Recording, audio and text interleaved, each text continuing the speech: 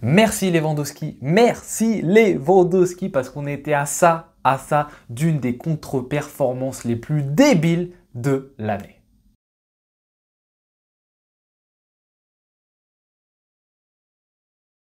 Alors les amis, avant d'aborder les thématiques que vous attendez bien évidemment avec impatience que sont Ter Stegen et Araujo, nous allons commencer par parler de ce qui s'est passé en début de match. Ce match bien évidemment qui n'était pas attendu par beaucoup de supporters, vous l'avez vu, hein, le stade était qu'à moitié rempli, en même temps match de lundi soir à 21 h, il pleuvait énormément sur Barcelone, le stade était à moitié inondé, c'est compliqué, on ne joue plus, vous savez, que la seconde place en Liga, donc pas vraiment de ferveur autour de ce match, mais finalement un match que pas beaucoup de joueurs attendaient et un match plutôt fluide. On va dire, il n'y a pas non plus énormément d'occasions. On va pas mentir aux gens qui n'ont pas regardé ce match-ci. Hein. Mamadardashvili, le gardien de Valence, n'a pas énormément de travail à faire. Mais bon, on voit du côté du Barça de l'envie, des mouvements, c'est fluide. Voilà, ce qu'on peut dire de ce match-là. L'adjectif, c'est plutôt fluide les 20 premières minutes, notamment parce que tu as des joueurs du Barça qui sont placés assez haut. Un Koundé, qui justement n'est pas dans son rôle très souvent en retrait, là, qui est aux abords à peu près de la surface de réparation. Un Christensen aussi qui est placé assez haut également dans son comportement, alors que d'habitude il est beaucoup plus en retrait. Là on voit que c'est un match où il prend un peu plus de risques dans son positionnement. Gundogan également, qui au départ sur la feuille de match et dans le double pivot à côté de Christensen, est capable aussi d'aller un petit peu plus haut sur le terrain. Donc tu as un Barça dans son bloc qui est plus haut, qui récupère également le ballon plus haut et qui se projette plus facilement. Et surtout le plus important, ce sont les deux joueurs que sont Rafinha et Fermin Lopez, qui, on le sait, sont des joueurs à profil très verticaux. C'est des joueurs, vous savez, ils vont prendre le ballon, ils vont essayer de chercher le plus vite possible d'aller vers le but adverse. Et si le premier d'entre eux, Rafinha, a fait un match plutôt moyen, on va dire, malgré une magnifique passe décisive, on va revenir dessus juste après, c'est le second surtout qui a crevé l'écran, surtout en première mi-temps, Fermin Lopez, qui pour moi est le meilleur joueur du Barça sur cette première mi-temps. Et pour revenir justement sur la performance de Fermin Lopez, on sait que c'est un joueur qui, entre guillemets, cette saison a un plafond. Il a un plafond de verre, peut-être qu'il va réussir à le percer les autres années, mais on sait que c'est un joueur, voilà, qui venait de Détroit, qu'on avait prêté en Détroit l'année dernière, un joueur qu'on devait prêter cet été, qui a encore, je veux dire, des limites. C'est pas un joueur comme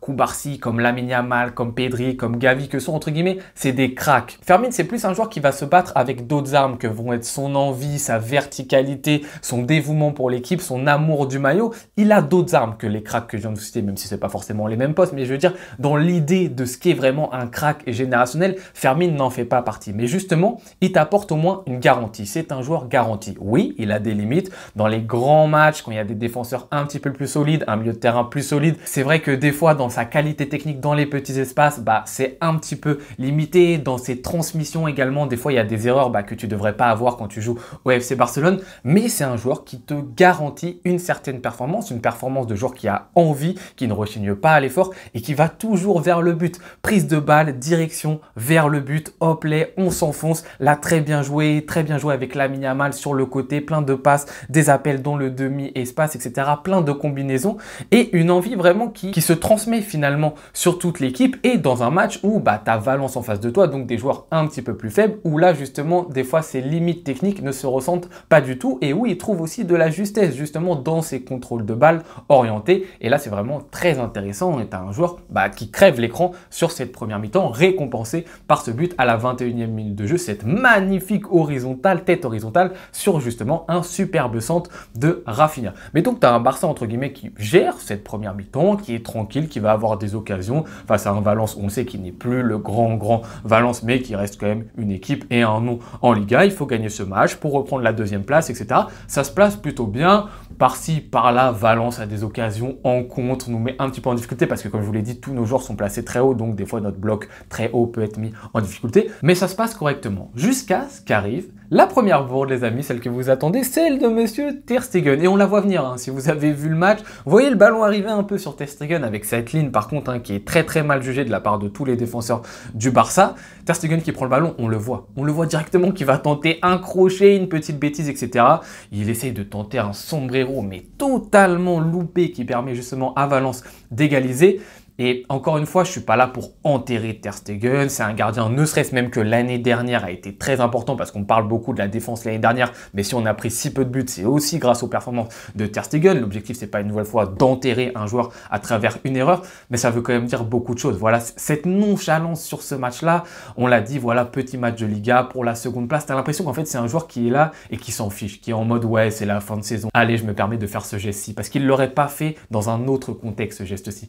Et pour un capitaine du FC Barcelone, c'est pas normal de faire justement cette erreur-là parce que ça montre un relâchement que tu dois pas montrer à tes partenaires, que tu dois pas montrer à la jeunesse du FC Barcelone, et ça montre en fait quelqu'un de désinvolte, désintéressé par la situation du FC Barcelone, et c'est très dommageable. Donc encore une fois, je vais pas tirer trop sur lui. Ça arrive de faire des boulettes. J'espère qu'il s'en remettra et l'objectif, voilà, c'est pas de l'allumer. Mais c'est une erreur qui montre certaines choses quand même. On voit certaines choses à travers cette erreur et il faut la noter malgré que Ter Stegen soit un gardien que j'apprécie très bien. Il s'enchaîne après cette bonne erreur de Ter Stegen. On se dit, ok, on a eu notre dinguerie de la soirée, c'est bon, c'est fini. On sait, on est à Montjuic, on aime bien enchaîner les dingueries, mais là, ça serait bien d'en faire qu'une seule.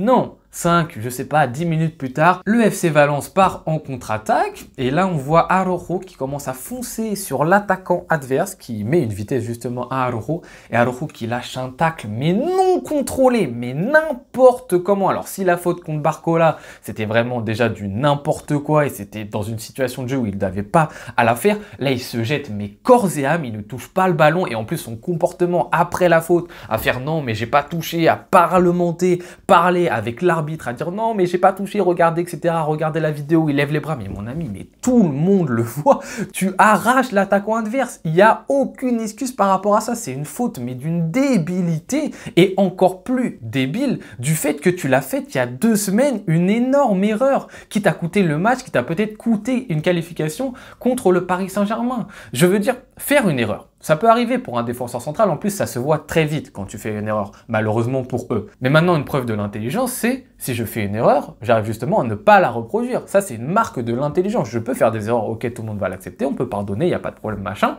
mais je ne fais pas la même erreur. Là 2 semaines plus tard, 10 jours plus tard, tu fais la même bêtise. Ça par contre c'est un marqueur de débilité, d'être bête si tu refais exactement la même chose et qu'en plus dans ton comportement tu montres aux autres, non mais les gars j'ai rien fait etc, il se passe rien. Donc Valence mène à la mi-temps 2 buts à 1, enfin mène à ce moment-là du match, je crois on est à la 40e minute, 2 buts à 1, alors qu'il n'y avait rien, on était tranquille, le tempo il était pour nous, on menait 1-0, ça se passait bien, nos joueurs ils étaient bons, il y avait de la fluidité comme je vous le disais précédemment, on se tue tout seul, vraiment tout seul. Alors il y en a qui se donneront un cœur joie pour dire c'est de la faute de Xavi, bah si pour vous le sombrero de Ter Stegen c'est Xavi ou si pour vous le tacle assassin d'Araujo c'est Xavi, bon je sais pas trop. Mais en tout cas on se détruit tout seul, heureusement que eux aussi de leur côté ils font une énorme boulette à la 45e minute de jeu, l'un des meilleurs gardiens justement de Liga, Mamardashvili, qui contrôle très mal le ballon, et Lamine Yamal par contre qui a très bien fait son pressing, donc ça vient pas non plus de nulle part, hein. Il faut essayer justement la chance de la provoquer, on l'a bien provoqué, Lamine Yamal qui provoque l'erreur justement du gardien adverse, carton rouge logiquement attribué qui nous permet de rentrer au vestiaire certes avec un but en moins mais avec un joueur en plus. On entame cette seconde mi-temps, quelques petits remplacements, Christensen est remplacé par Roberto, peut-être pour apporter un peu plus de matière offensive, on va dire ça comme ça, Cubarsí est remplacé par Martinez, je pense que mentalement Xavi il pouvait pas sortir Araujo parce que s'il sort Araujo à ce moment-là à la mi-temps, Xavi, Araujo il est 6 pieds sous terre, le message que tu envoies à ton joueur c'est t'as fait une dinguerie mon ami, tu sors. Je pense que mentalement après pour essayer de récupérer le joueur c'est très compliqué, donc il préfère sortir Cubarsí qui n'était pas sur un énorme match, il faut aussi le souligner quand c'est pas parfait, une nouvelle fois il a 17 ans hein, donc on va pas lui tomber dessus, mais je veux dire dans un match où tu as besoin d'un joueur qui transmet bien les ballons, qui fait des très bonnes transversales, qui arrive justement à aller de droite à gauche avec son pied, on sait que Cubarsí c'est le joueur dans la défense centrale qui est capable de le faire, c'est pas du tout Araujo, et c'était pas trop son match, il n'était pas trop dedans Cubarsí là-dessus, donc tu le changes par Martinez qui peut aussi t'apporter cette qualité de transmission, tu essayes de changer ça, des petits changements par-ci par-là, tu rentres dans ce match, tu essayes de marquer, malheureusement en face les mecs bah, ils se sont mis à 10 derrière, hein, ils sont -1 donc ils font la tactique de on se met à 10 derrière, c'est compliqué, et là tu arrives à sortir de ta poche une nouvelle chose que sont les coups de pied arrêtés et surtout les corners qui commencent de plus en plus à bien performer du côté du Barça. Alors moi j'ai rarement été habitué à ça du côté du FC Barcelone personnellement, donc cette capacité à vraiment être très performant pendant une certaine période période dedans.